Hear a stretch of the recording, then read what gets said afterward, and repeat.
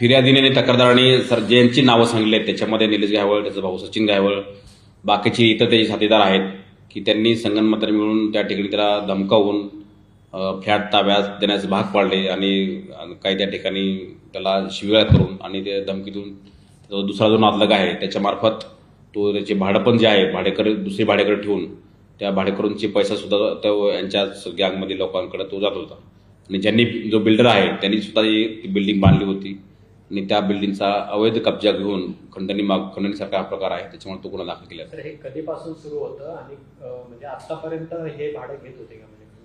हे 2000 कोविडच्या अगोदरपासून हे सुरू होतं. 19, 20, 21 असं तो आहे आणि मे 25 मध्ये त्यांनी हा पूर्ण कब्जा घेतला दागदपट दाखवून. तर त्यानंतर आज आपल्याकडे ते फिर्यादी आले. फिर्यादींनी सांगितल्याप्रमाणे ती हकीकत आपण त्याचा FIR दाखल केलेला आहे.